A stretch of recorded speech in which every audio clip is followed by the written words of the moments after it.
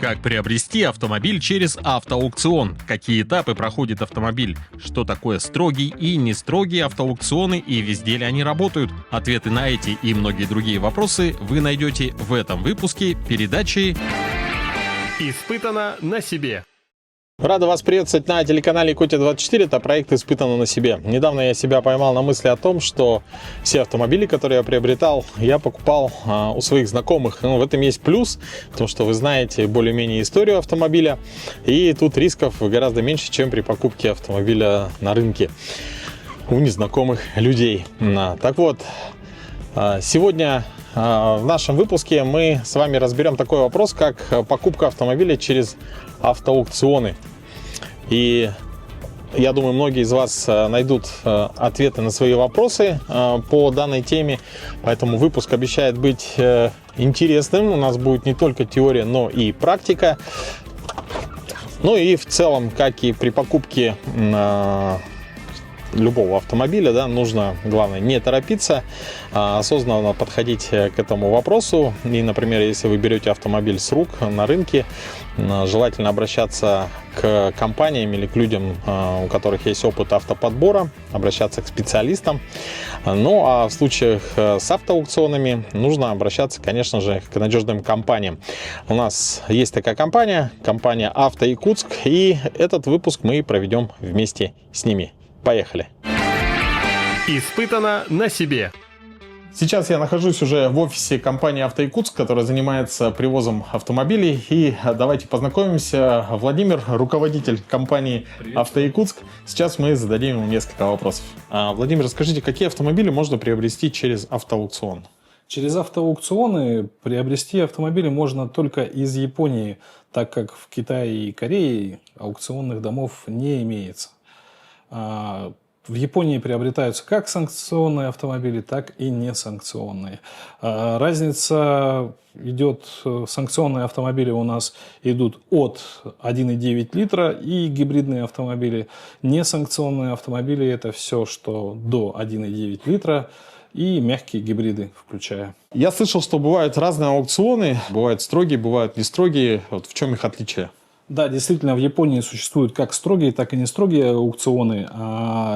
Различия в оценке автомобилей, то есть такие аукционы строгие, являющиеся строгими, как ТА, ХА, это Honda и Toyota, на них действительно очень хорошо осматривают автомобили. В то время как на JU либо USS машина может быть с завышенным баллом, что не совсем оправдает ожидания клиента. А какие особенности при покупке автомобиля, например, в Корее и в Китае? В Корее и в Китае нет аукционных домов, соответственно, покупка автомобилей осуществляется на специализированных площадках, интернет-ресурсах. Да? В Корее это один ресурс, в Китае их множество, потому что Китай очень большая страна, в отличие от Кореи. Сложностей никаких нет, единственное, нужно уделить большое внимание подбору автомобилей именно в Китае, то есть проверке автомобиля. А в Корее с этим все немножко проще. Владимир, скажите, вот какие действия у человека, когда он обращается в вашу компанию, чтобы приобрести автомобиль? Определить свой бюджет, определить характеристики предполагаемой покупки автомобиля, изложить их нам, внести предоплату в размере 10%, ну не менее 100 тысяч рублей, подписать двусторонний договор и начать подбирать автомобиль, в принципе. Все. Из чего складывается цена автомобиля, приобретенного на автоаукционе? После того, как лот был выигран, клиенту выставляется счет на оплату, он сам самостоятельно оплачивает как стоимость лота, так и фрахт. Фрахт – это перевозка автомобиля из Японии в Россию. Также после прибытия автомобиля в РФ клиент самостоятельно уплачивает утилизационный сбор на автомобиль, таможенную пошлину. Ну и остаются у него как раз оплатить услуги лаборатории и брокера.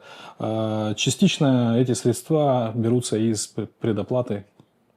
В принципе, все. То есть правильно я понимаю, что компания сама подбирает, во-первых, автомобиль, всегда на связи с клиентом, и потом уже вы как связное, как звено, которое ведет клиента к получению его машины. Да, совершенно верно. То есть Фактически все платежи клиент совершает самостоятельно, мы только ему помогаем. Друзья, ну а далее давайте познакомимся. Дмитрий, менеджер компании «АвтоЯкутск». И сейчас на примере какого-нибудь, давайте возьмем одна из самых популярных марок, которая очень востребована в Якутии в данное время, это Toyota Wish. Например, 2011-2012 года и с пробегом возьмем от 100 тысяч километров. Дмитрий, сколько обойдется такая машина клиенту с доставкой до Владивостока? До Владивостока такой автомобиль обойдется от 1 100 000. Там зависит тоже комплектация какая. И бывают варианты, вот как сегодня был на аукционе. Wish 2012 года с пробегом 26 тысяч.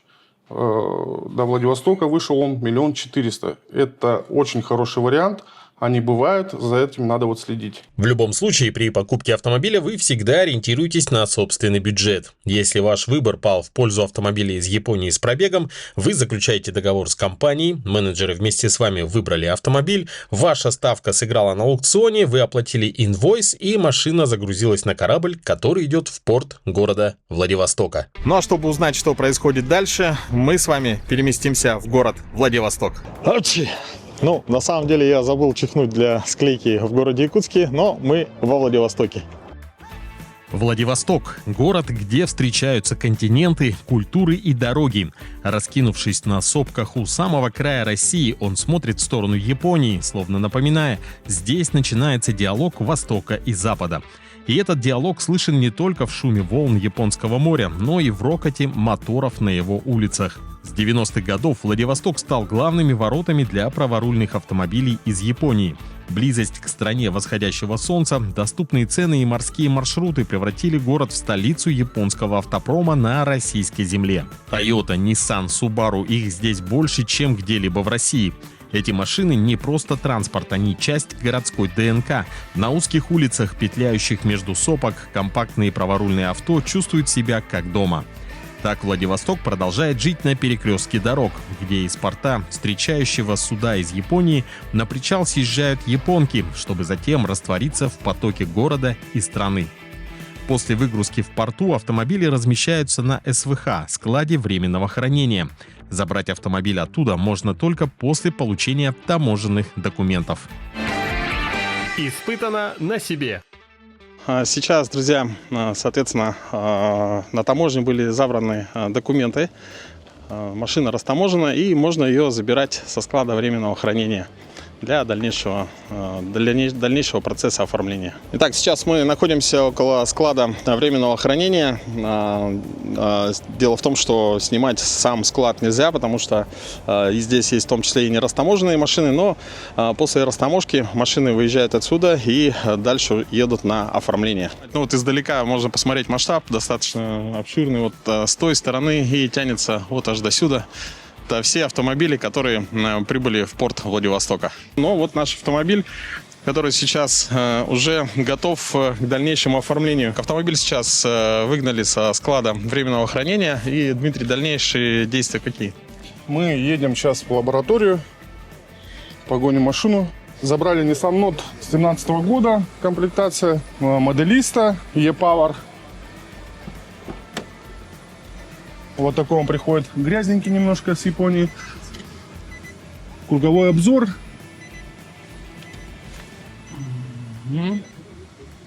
Сонары, да? Да, сонары. Машинка вот такая вот приходит с Японии. Конечно, без коврика, без ничего.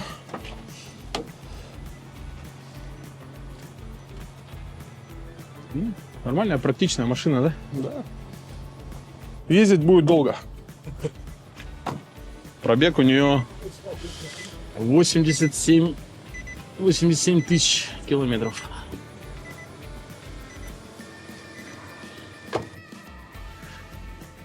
Так, ну что, это за моей спиной сейчас испытательная лаборатория. Вот наш автомобиль. Ну и также внутри снимать лабораторию нельзя, но здесь машина проходит по всем параметрам, соответственно, получает сертификат безопасности транспортного средства, на основе которого в дальнейшем уже выдается электронный ПТС. Так, ну, соответственно, не только фото-видеосъемка запрещена, но нельзя еще и самому хозяину машины находиться в лаборатории. Но буквально напротив здесь есть вот такая вот комната клиента. Заходим внутрь. Здесь тепло, уютно. Есть диванчик, кулер, кофе, чай. То есть в целом можно подождать, пока происходит испытание автомобиля. Испытано на себе. Друзья, для многих из нас Владивосток, конечно, всегда ассоциируется с машинами, с праворульными. То, что во Владивостоке можно приобрести, да, машины, особенно, я думаю, ну, все знают название авторынка «Зеленка». Вот. Так вот, сейчас я с удивлением узнал, что на зеленке, грубо говоря, уже нет. Вот я нахожусь вот здесь раньше, все было заставлено автомобилями, вплоть до вот того, там вот за пригорком еще видно небольшой спуск. Соответственно, вот эта вся площадь была заставлена машинами. Ну а сейчас, как видите, здесь, грубо говоря, пустырь, ничего нету. Только вот там у дороги, соответственно, есть стоянки, где можно приобрести машины. Но масштаб, конечно, уже совсем не тот. Вот, в общем, кто был на зеленке, я думаю, понимает, о чем я говорю. На самом деле, я на зеленке вот в первый раз. То есть я видел только на фотографиях, и это всегда для меня было таким, ну, зрелищем масштабным. То есть это большое количество подержанных автомобилей из Японии. Ну, в общем, жизнь кипела. И вот везде, куда доходит глаз, то есть еще вот там за пригорком тоже продавались автомобили. Вот сейчас уже все здесь абсолютно пусто. Так, ну, когда ты находишься в Владивостоке, знакомые, конечно, просят что-нибудь привезти. Я не знаю, все что угодно, запчасти или вот такие вот лестницы на 78-й прадик. Друзья, ну, есть, конечно же, способ попроще, удобнее и в целом достаточно такой недорогой и оперативный. Можно заказать, соответственно, курьера, это около 600, да, рублей, и плюс доставка, например, вот такой лестницы до города Якутска с Владивостока самолетом стоила бы где-то 2500, по-моему, да? 2500 плюс 600, ну, 300. Вот, ну, в целом вот такой вот вариант. А мелкие, по-моему, от 500, да, рублей? Минус 500 рублей. Мы находимся на зеленке. Сейчас мы сравним цены на рынке с ценой, за которой мы сможем привезти авто с аукциона.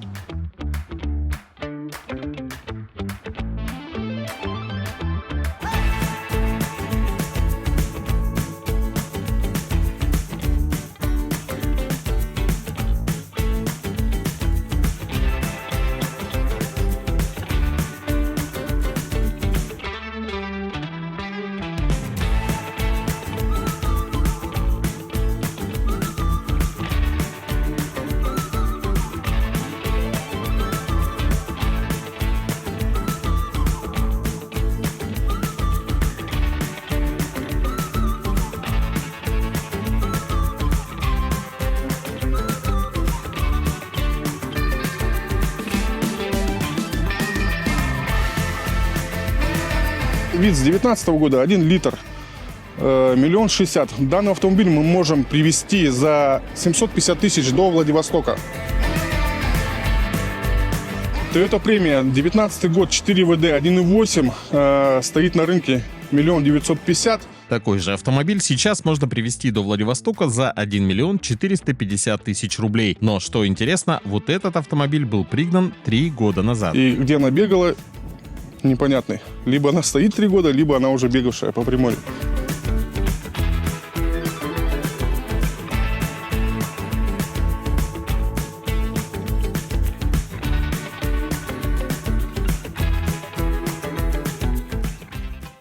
Toyota Wish 13 года, полный привод, 1 690 000.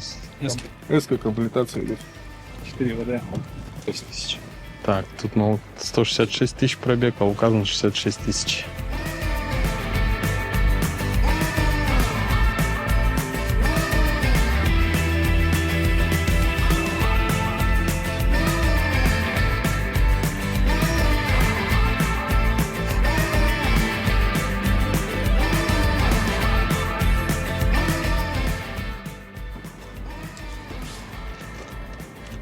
Так, вот Toyota Vitz 16 года, объем 1,3, 950 тысяч рублей.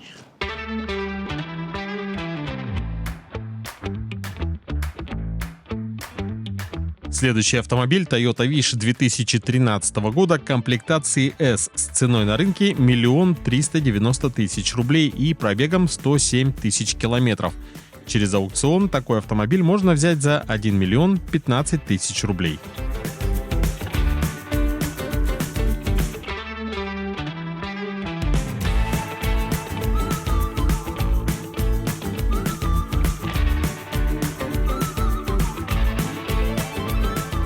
Toyota Probox 2018 года с пробегом 153 тысячи километров стоит на рынке 1 355 000 рублей. Такой же автомобиль в компании «Авто Якутск» обойдется в 965 000 рублей до Владивостока. Кстати, на авторынке можно купить не только японские автомобили, но также разные японские товары. Тут и витамины, и капли для глаз, разные сладости, игрушки и даже одежда. Но не будем отвлекаться. Интересный разговор у нас произошел с продавцами авторынка. Мы хотели попросить их дать комментарий, но они отказались, и тут причина даже не в боязни камеры. Может быть, у вас что-то по-другому, но вот наши местные блогеры, их по-другому не назовешь. Они все поднялись с зеленки, а сейчас стаптывают его. Есть просто люди, которые поднимаются вон туда на гору, снимают вот эти руины. Мы снимали. И говорят, пацаны, все, зеленки нет, здесь ловить. Вот просто у руины снимают. К нам приезжают люди с регионов, и говорят, мы вот смотрели блогера, он нас уверил, что здесь нету ничего, что надо прийти к нему машину заказать. Мы пришли заказать машину, приехали машину получить и посмотреть, что осталось после зеленки. А может быть, слушай, может снимем? Половина зеленки. Нет, действительно. Да нет, зачем? Нет, ну Ребят, чисто. да нам не нужны эти подачки. Окей. Я просто Да нет, объясняю. не подачки. Я просто объясняю, почему у нас к вам такое отношение. Ну, Потому слушай, я что- сам лично покупал здесь несколько раз. Последние 3 года назад я даже машину здесь покупал. Я знал, что она будет дороже, там, может быть, какие-то подводные камни. Но я целенаправленно, у меня не было времени там заниматься этой работой, мне нужна была машина. Я пришел, купил на самой первой стоянке, там, Prius, Володя, что ли. Те наши местные блогеры, которые поднялись нормально, без базару, к ним вообще никаких претензий. Красавцы, пацаны, поймали волну, все, поднялись. Но вот так плевать на рынок, что просто, да там барахло, а потом начали просто тупо, да там все, нет, все закрыто. Люди приезжают, вот он заказал через него машину, приехал, получил, и просто приехал посмотреть, что тут осталось. Ходит, и, так а тут зеленка-то стоит, а что он на своем канале рассказывает, понимаешь? А он на этом, скажем, что... а он на этом рассказе, короче, Последняя улица, да, вот это вся левая сторона. Просто два варианта. Есть люди, которые берут для себя, а есть перекупы, которые приезжают с регионов, а их основная масса перекупов, которые там машины продают. Вот им надо подешевле, им надо большие пробеги. Он даже нашел здесь, вот элементарно, он здесь купил любую машину, ладно, хорошую машину купил, он сматывает спидометр на свои 7000 километров, которые перегоняет к вам машину. Ну, а потом, куда-то дальше, 7000 мотает, потом приезжает туда, мутит там чеки, как будто машина у него пришла электричкой или автовозом, раскидывает их там, трали-вали, типа никакого машины на автовозе пришла. Ну, тут везде какой-то прет. Тут в смысле по-другому никак, мы же русские. Мы Друг друга не обманываем.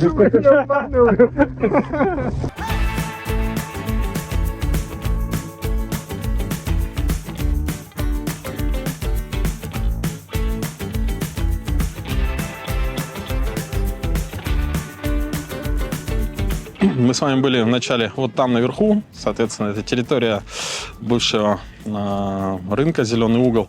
Но надо отметить, что, тем не менее, по левой стороне, за моей вот спиной, как мы сейчас, в принципе, и прошлись по стоянкам, здесь продажа машины ведется. Ну и в целом посмотрели на цены, сравнили. Ну, из всех машин в целом сейчас видно, что, скорее всего, из-за того, что можно сейчас, каждый может проверить машину по аукционному листу, видно, что либо аукционников нет, либо лежит аукционник, и в целом там, правдивая информация.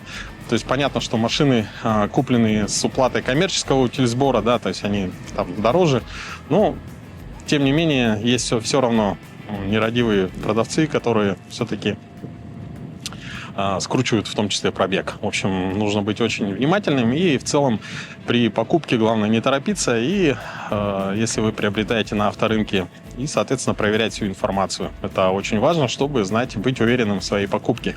Так, ну мы сейчас выезжаем из Зеленки, но в целом, чтобы показать масштаб, все равно какой у этого авторынка, достаточно такой глобальный. Сейчас давайте посмотрим вот, по ходу движения.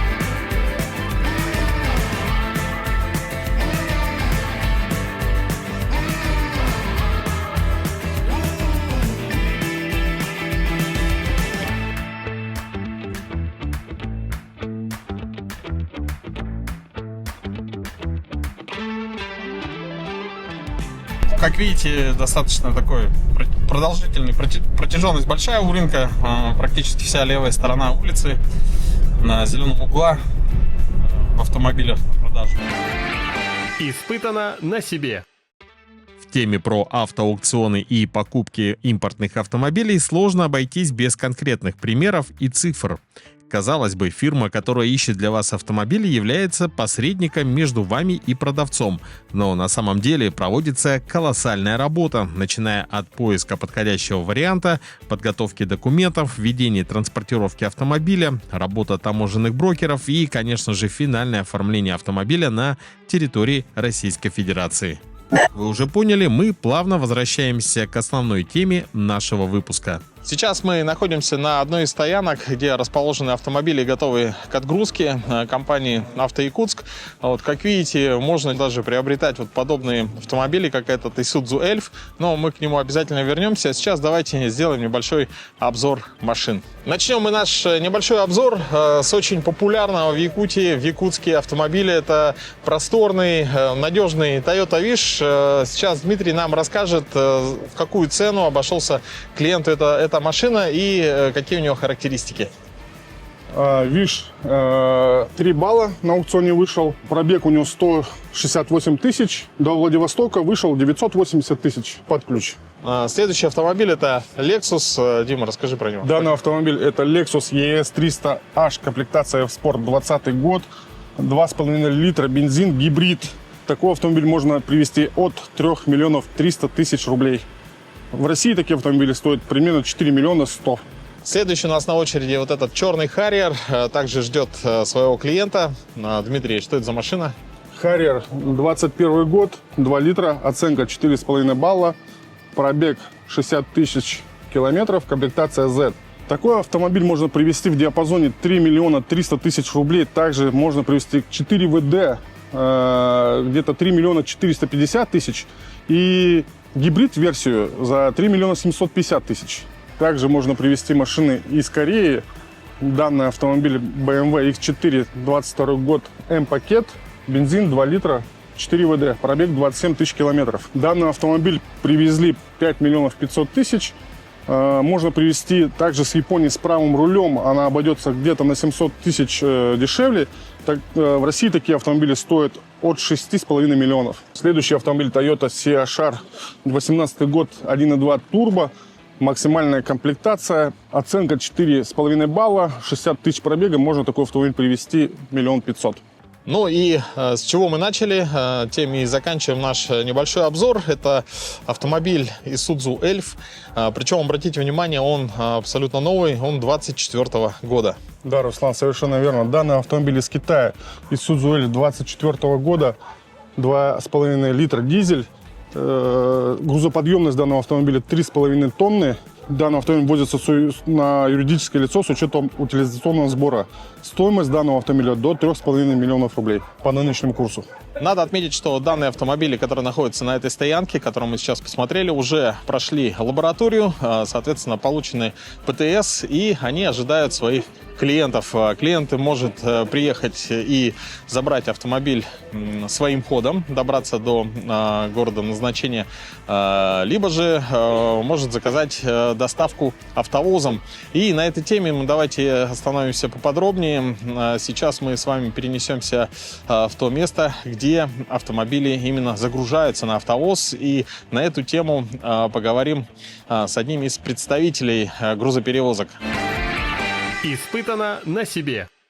Сейчас мы находимся на одной из баз, где загружаются автовозы. Ну и также хотелось бы отметить, что в целом, конечно, есть два пути перевозки автомобиля из Владивостока. Это своим ходом, то есть с помощью перегонщиков, либо сам владелец едет за рулем автомобиля.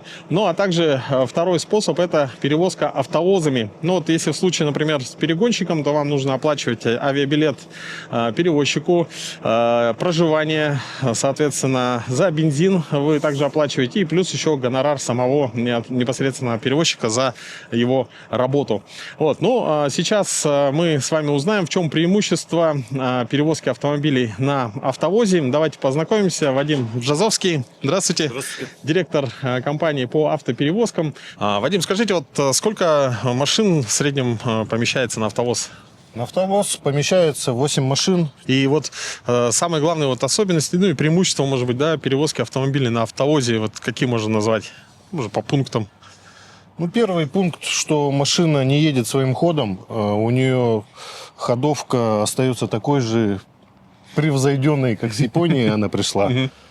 Вторым плюсом идет то, что везут эти груза профессионалы.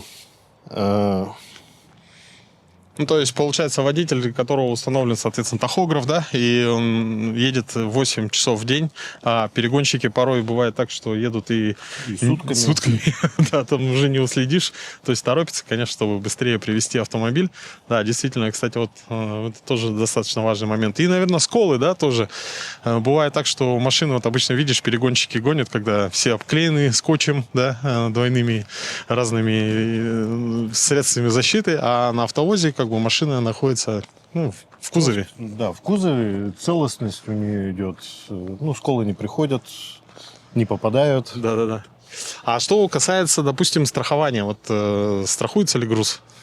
Груз застрахован постоянно у нас. Плюс еще можно добавить дополнительную страховку. Ну, там все обговаривается индивидуально. Да, кстати, хотелось отметить, что, допустим, в частности, вот компания «Автоякутск», они страхуют также автомобили отдельные, можно, да, вот я так понял, что сумма, допустим, цена, ну, вот 1 миллион страховой суммы, это 2000 рублей. То есть, ну, 2000 рублей заплатил, ты как бы уже спокоен за свой и за груз, соответственно, за автомобиль, ну и в целом за свои финансы.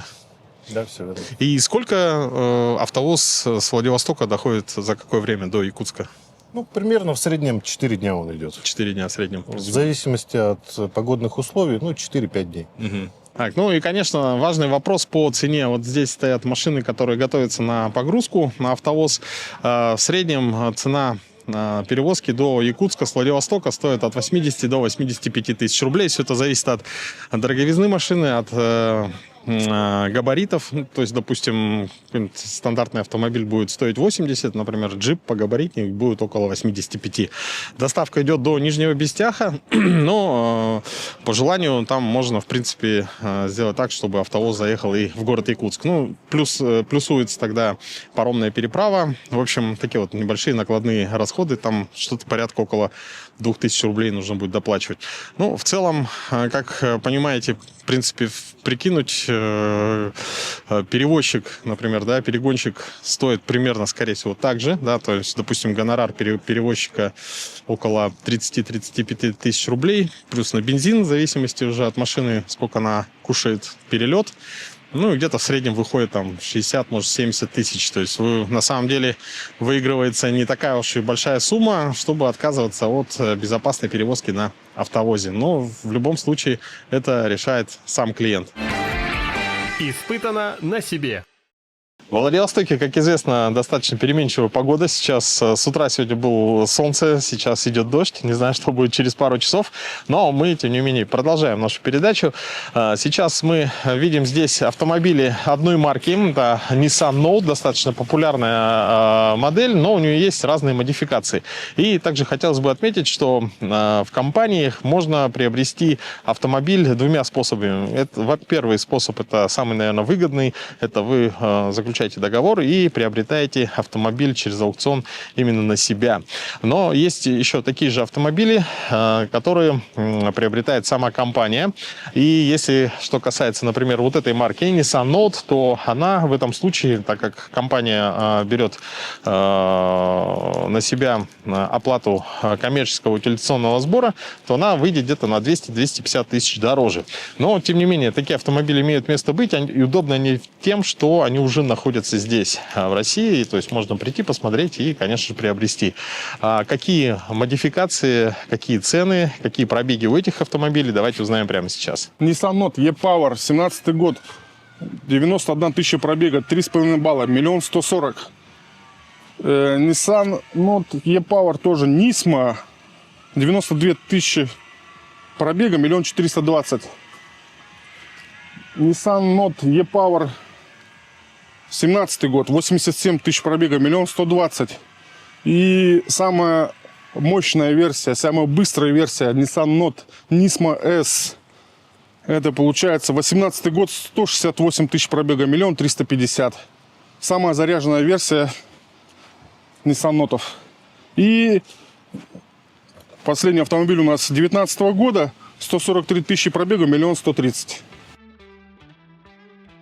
В нашем выпуске сегодня было много автомобилей, цифр и информации. Мы постарались рассказать, как работает импорт автомобилей. И если вы для себя сделали выбор, например, в пользу проверенного, не нового японского автомобиля, то смело обращайтесь в компанию «Авто-Якутск».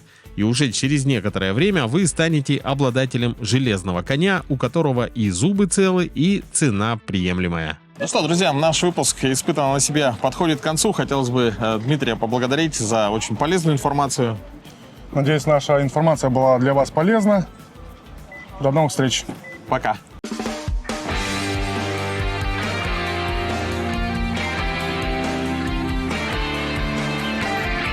Испытано на себе.